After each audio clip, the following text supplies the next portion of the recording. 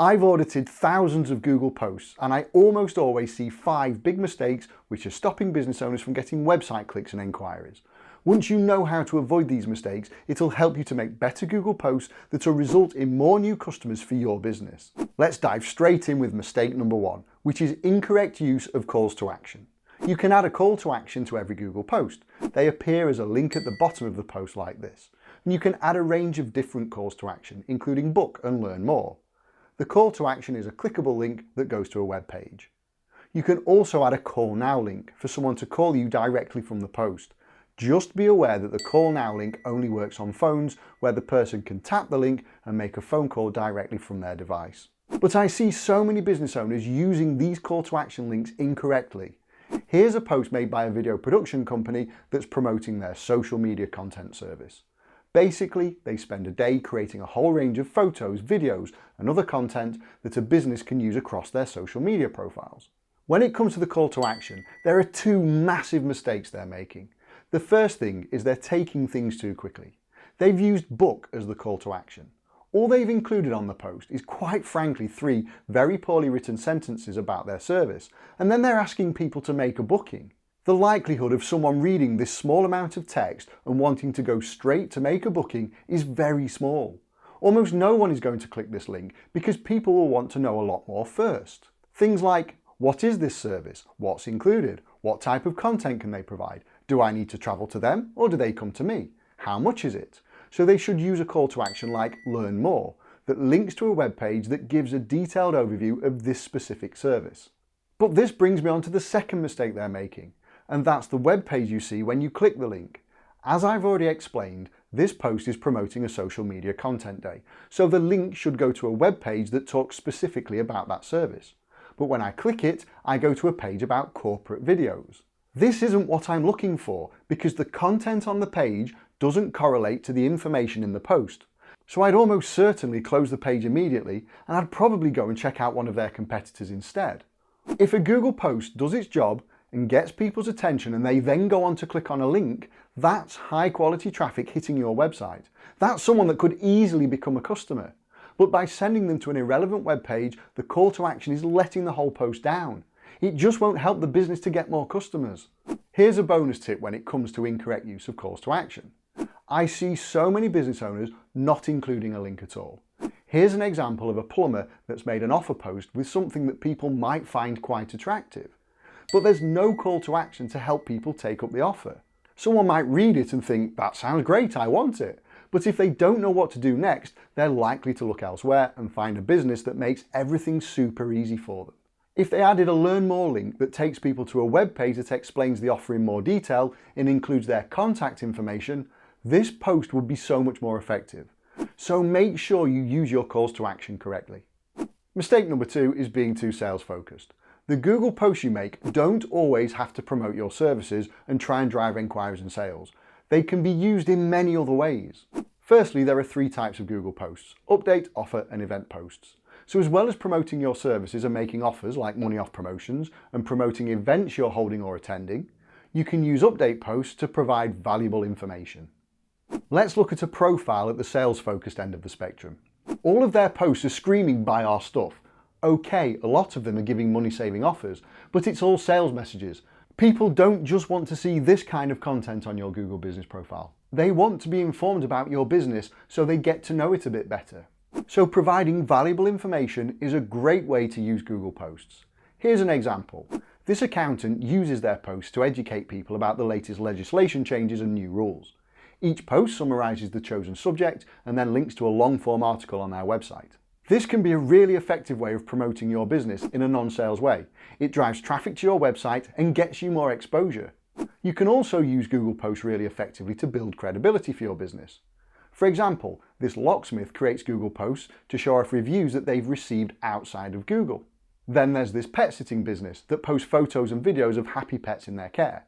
This is great because people want to know that if they choose this business, their pet will get the best care possible. These Google posts definitely demonstrate this. However, if we look at these last 3 examples, the accountant that shares long-form articles to educate people, the locksmith that uses Google posts to show off their reviews, and the pet sitting company that shows happy pets in their care, they're all making a massive mistake too. because they're not being sales focused at all. They don't have any posts that are actually promoting their services. I'm sure all of the posts across these 3 profiles will generate inquiries because they're good posts that will make people want to choose the businesses, but there's definitely a balance to be struck. You should have some sales focused posts on your profile because when someone is searching for a local business on Google Maps, they are looking to buy something. But it shouldn't only be sales focused. I'd recommend at least a ratio of 50-50. That's 50% sales posts and 50% useful, informative or credibility building posts. Mistake number 3 is targeting keywords. A company called Whitespark does a study every couple of years to determine what helps a Google business profile to rank in searches. And you can see here in their list of local SEO myths, keywords in Google posts. Adding keywords to Google posts will not help you to rank in search results for that keyword. It doesn't work. But so many business owners waste time making Google posts to target keywords.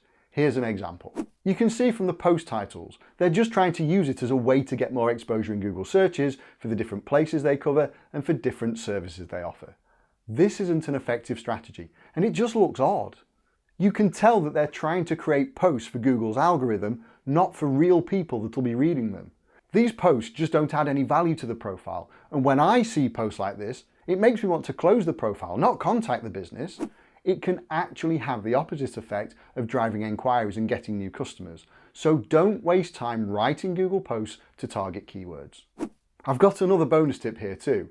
You don't need to add hashtags to your Google posts. It might help with exposure on Instagram, but it doesn't on Google Maps. Again, I actually think it just looks a bit odd, and it doesn't help your post or profile in any way. So don't worry about listing hashtags on your posts. Mistake number 4 is not using videos on your Google posts. Very few business owners use videos on their posts, and in fact a lot of people don't even know you can use a video on a Google post. When you use a video, instead of showing an image on your post like this, your video will be shown here instead. The main reason for using videos is because you can show people things in a video that you just can't in a photo. Plus you can give so much more information in a 30-second video than you can in a photo. If you really think about it, there'll be loads of videos that you can make for things relating to your business that you can use to create Google posts.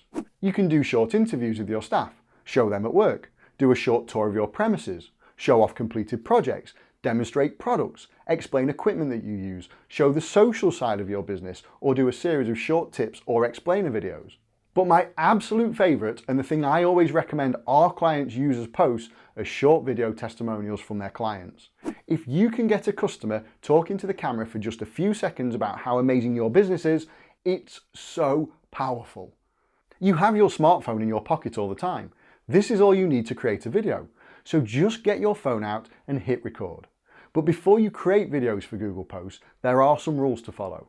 So I recommend you check out the link in the description below that will take you to Google's video content policy and some other guidelines for videos. You want to be sure that if you add videos to your Google posts, they don't break Google's rules in any way. As a little bonus tip, when you're making your videos, don't make the mistake this business owner has and film it in portrait. You'll end up with a thin video that doesn't use all of the available space. If you flip your phone to landscape, then the video will fill up the space and your post will look so much better. Mistake number 5 is using the wrong post schedule. Almost every business owner neglects Google Posts because they don't plan a schedule of when they're going to post. Here's an example. This business made 3 posts in 10 days back in September 2022, but they haven't made a single post in the more than 2 years that's passed since then.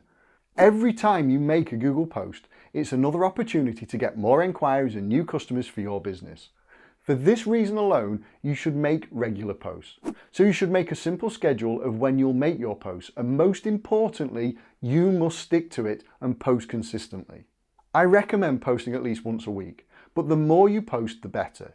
So if you can make 3 posts a week, then do it. Just brainstorm all the things you can make posts about. I've already given you plenty of ideas for video posts, and here they are again. But there's so much more you can post about. You can promote specific pages on your website, like your different service pages, articles or blog posts. Promote content outside of your website, like YouTube videos or articles written about you. Announce new clients. Announce new members of staff that are joining your business, or make posts about reviews you've received outside of Google. To make things easier for you, I've included a long list of post ideas in the description below. Feel free to copy them and use them as inspiration for your Google posts. It will really help you to stick to your post schedule. So be consistent with your Google posts and try to make at least one every week. But if you can do more, then do it. The more content you have, the more opportunities you have to get more customers and make more money. Plus, if you avoid the mistakes I've covered in this video, your posts will be even more effective for your business.